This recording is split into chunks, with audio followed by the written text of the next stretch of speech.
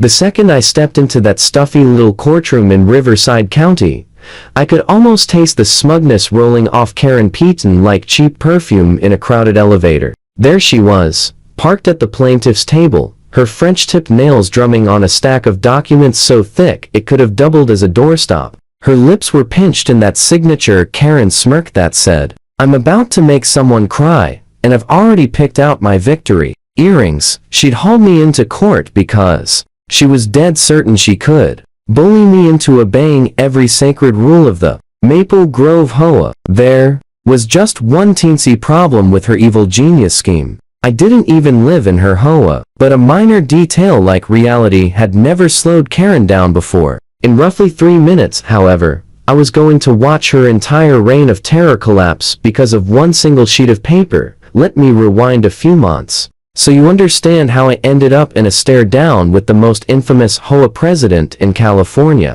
I had just finished building my dream cabin on 5 gorgeous acres I'd bought outright with cold, hard cash. The land sat right on the edge of the ultra-fancy Maple Grove subdivision, technically outside their borders, but close enough that I could wave at their identical beige rooftops from my back deck. I was obsessed with everything about the place. The huge wraparound porch where I drank coffee and watched the sun drop behind the mountains. The native plants I'd spent months arranging, and especially the rich forest green siding that made the cabin look like it had grown straight out of the pines. It was my personal paradise, paid for with 15 years of grinding as a software engineer.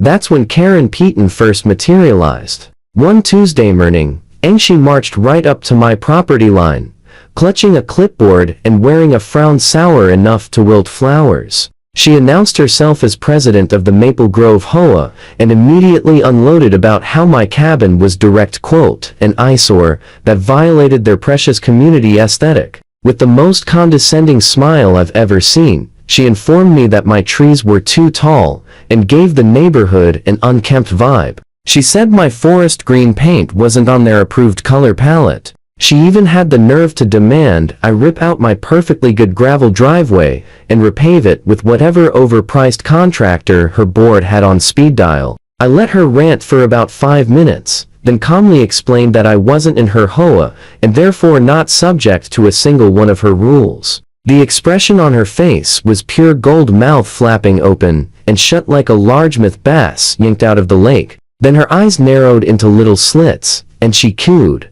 in the fakest sweet voice imaginable, that she'd this. I should have known right then she was declaring war. Over the next few weeks, Karen turned her crusade against my cabin into a full-time hobby. It started with stern letters on official HOA letterhead, each one more threatening than the last. When I tossed those straight into the recycling, she recruited her board minions Bob Harrison and Janet Wu, convincing them my little green cabin was single-handedly tanking their property values, even though prices in the area had jumped 8% since I moved in. She spent weekends creeping around my fence line, taking photos from every angle, circling violations in psychotic lady style with a red Sharpie. She put together a full PowerPoint for the next board meeting, yes, with sliding transitions and dramatic music like she was presenting the case for nuclear disarmament. She even shelled out for a surveyor, praying for some microscopic overlap that would put me under her thumb.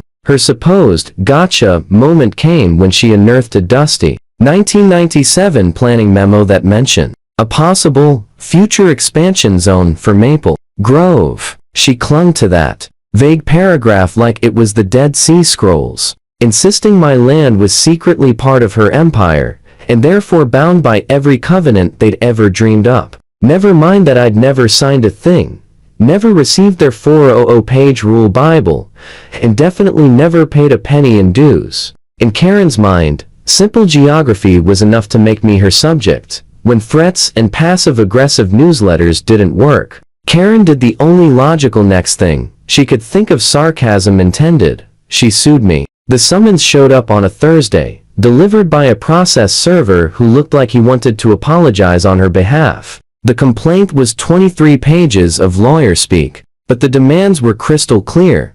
Repaint the house beige or taupe, chop down every tree over 12 feet, pave the driveway with their chosen asphalt, install their approved landscaping, and my personal favorite cough up 5 years of retroactive HOA dues for a neighborhood I'd never joined. Grand total they wanted, 32, 1 for 7, 62. I'd have freaked out. I could have hired some high-dollar attorney. Instead, I made one phone call to the county recorder's office and asked for a single, very specific document. Then I sat back and waited for trial day, which brings us full circle to that sweaty little courtroom where Karen was practically glowing with overconfidence. She'd rolled in a full 45 minutes early, dragging 2 enormous suitcases stuffed with evidence, color-coded binders, and poster boards with blown-up photos, like she was presenting a murder case on Dateline. She was even wearing what I can only assume was her lucky lawsuit suit,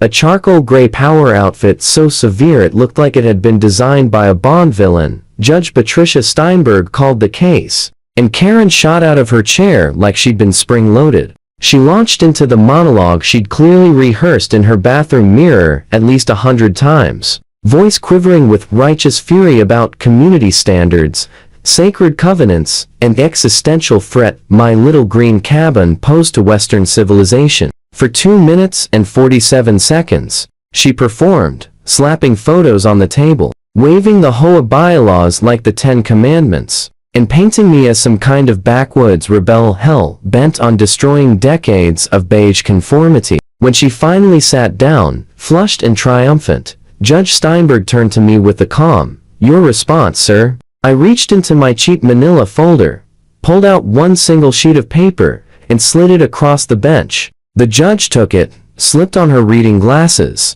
and started reading. It was glorious in its simplicity. A certified 1994 subdivision map from the Riverside County Recorder's office showing my 5 acres had been split off from the original parcel 3 years before the Maple Grove HOA even existed. The legal description was crystal clear, and the final line was the knockout punch. This parcel is not now, and shall never be subject to any covenants, conditions, or restrictions of any homeowners association. You could have heard a pin drop. Karen's manicured nails froze mid-tap. The smug grin slid off her face like cheap lipstick in a rainstorm. Judge Steinberg looked up over the rims of her glasses and fixed Karen with a stare cold enough to flash freeze coffee. In a voice that somehow stayed polite while dripping contempt, she said the lawsuit wasn't just baseless. It was borderline harassment. She told Karen that weaponizing the court system to bully people who aren't even in your HOA was a grotesque waste of judicial resources, and that any further attempts to exert authority beyond the recorded boundaries would have serious consequences. Then came the hammer. The judge ruled entirely in my favor, ordered the Maple Grove HOA to pay every penny of my legal expenses for 800, and issued a formal cease and desist, barring Karen or anyone acting on behalf of the HOA from ever contacting me or coming near my property again.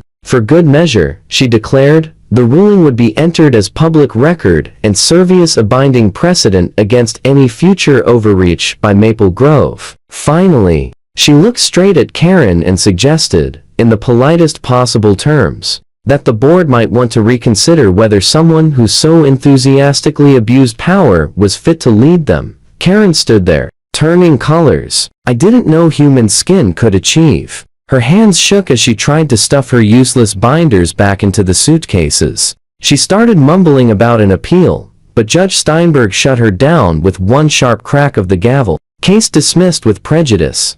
Translation: don't ever bring this nonsense back. The fallout hit Karen like a freight train. Word of the courtroom bloodbath spread through Maple Grove faster than gossip at a potluck. That same night, the board held an emergency meeting. By unanimous vote 12-0, with Karen abstaining because she was too busy crying, they stripped her of the presidency. The $4,800 judgment came out of the HOA's budget, which meant a special assessment. Every homeowner got hit with an extra $40 bill, because Karen decided to wage holy war on someone who didn't even live there. People were livid. The real death blow came the following Monday. Karen, as it turns out, was a real estate agent with Coldwell Banker. News of her trying to illegally enforce non-existent HOA rules on a non-member traveled straight to her managing broker, Attempting to strong-arm someone into covenants they never agreed to is the kind of thing that gets you ethics complaints and license reviews.